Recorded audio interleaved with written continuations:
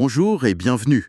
Aujourd'hui, on se plonge dans le numéro de novembre 2025 du magazine L'Histoire. Bonjour, et impossible de rater la couverture, un dossier massif, très dense, Mohamed, histoire d'un prophète.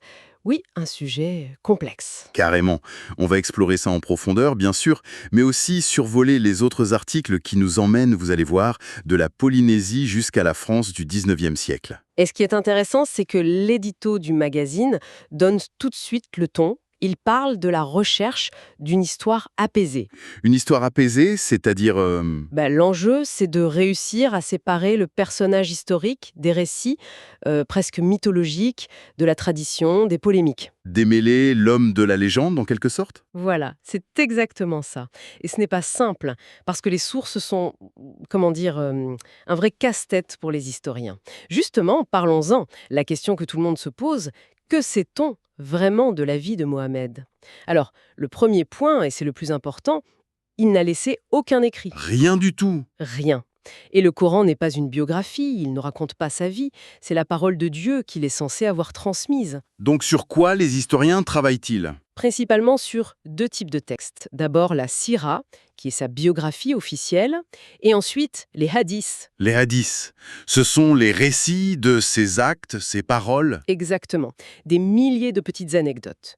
Le problème, et le magazine insiste beaucoup là-dessus, c'est que la Sira, la grande biographie, Oui? elle a été écrite plus d'un siècle après sa mort. Ah oui, quand même. Le magazine utilise une image très parlante. C'est un peu comme si aujourd'hui on voulait écrire la biographie de Napoléon en se basant uniquement sur des récits oraux transmis de génération en génération.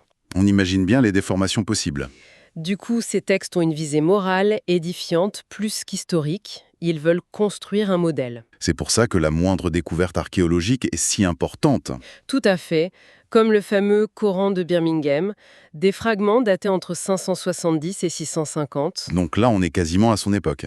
Là, on touche à de la matière. C'est une preuve presque contemporaine. C'est précieux. D'accord. Alors, si on prend ces sources avec toutes les précautions nécessaires, quel portrait émerge? Le dossier le résume bien. Il naît à la Mecque, il est orphelin, il se marie avec une riche veuve, Khadija. Ce qui lui donne un statut social, j'imagine. Oui. Et puis, vers 40 ans, c'est la bascule, la révélation. L'ange Gabriel ou Djibril qui lui transmet la parole de Dieu. Et ils se mettent à prêcher. Il prêche un monothéisme strict, absolu, dans une Mecque qui est polythéiste et très commerçante. Forcément, ça ne plaît pas à tout le monde. On imagine que ça a dû secouer, oui. Ça a plus que secoué. Il faut comprendre que la Mecque, à l'époque, ce n'est pas juste une oasis. C'est un carrefour commercial majeur et un grand sanctuaire religieux avec la Kaaba. Et son message remet tout ça en cause. Totalement. Il faut aussi dire que son message n'arrive pas de nulle part. Il y a des communautés juives, des chrétiens tout autour de l'Arabie. Le monothéisme est déjà dans l'air du temps. Et l'hostilité est telle qu'il doit fuir. C'est la fameuse Hégire en 622, son départ pour Médine. Le début du calendrier musulman, oui.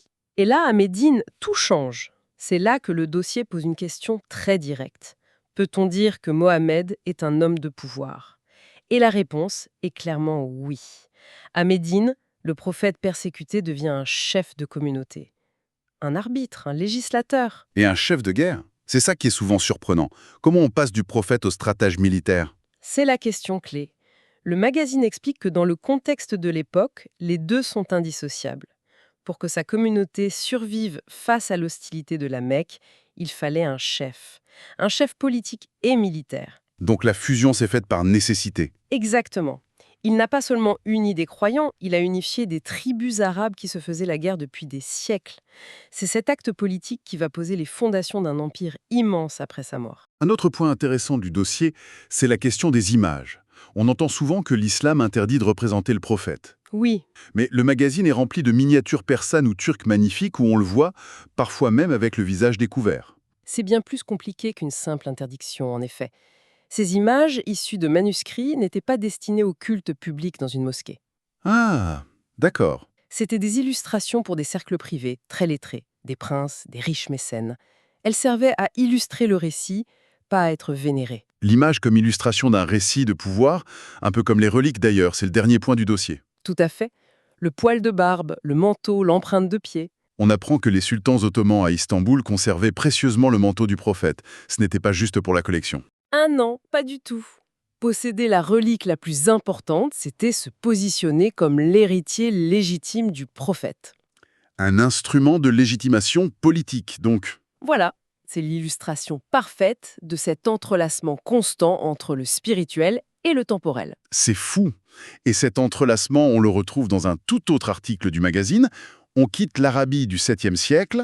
Pour la France du 19e. Exactement. Un article passionnant de Guillaume Cuchet sur la Toussaint et le culte des morts. Oui, qui montre un paradoxe incroyable. C'est ça.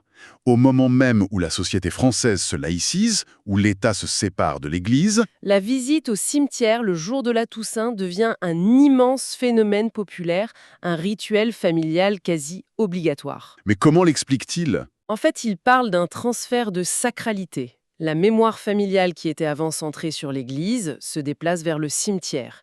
La tombe devient le nouvel autel de la famille. Je vois.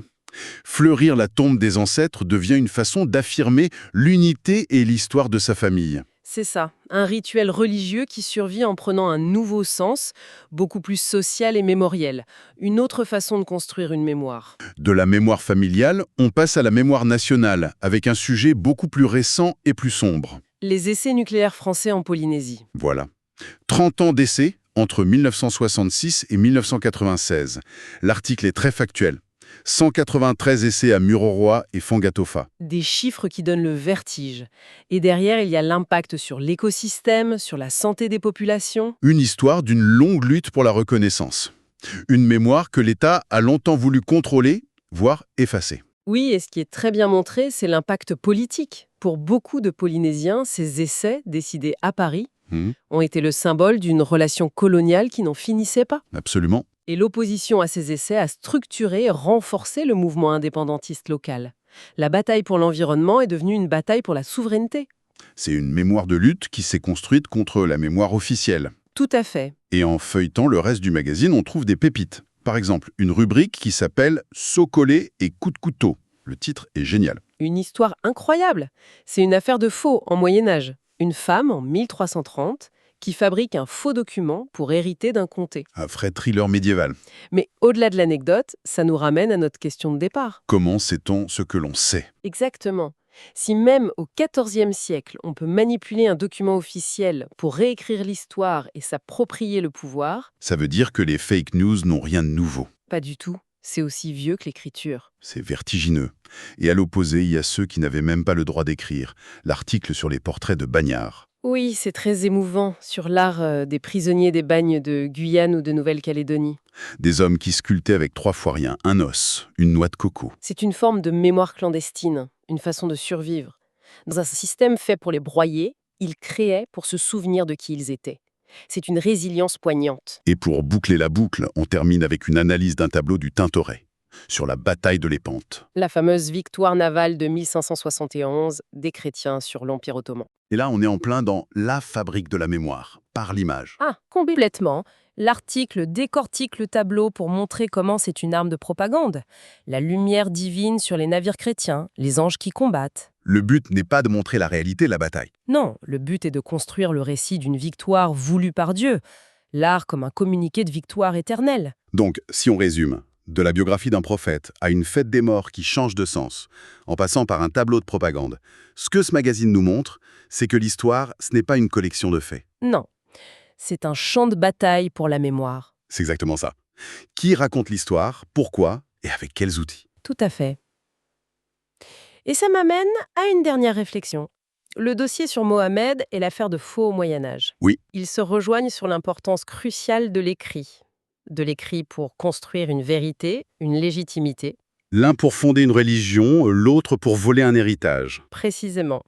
Et ça soulève une question, je trouve, qui est assez vertigineuse. Si les grands récits fondateurs sont des reconstructions écrites des siècles après les faits, et si même des documents les plus officiels peuvent être des manipulations, Où est la frontière? voilà. Comment on distingue l'histoire de la construction mémorielle ou même de la légende? Jusqu'à quel point nos sociétés, nos identités, sont-elles bâties sur des récits arrangés pour servir une cause?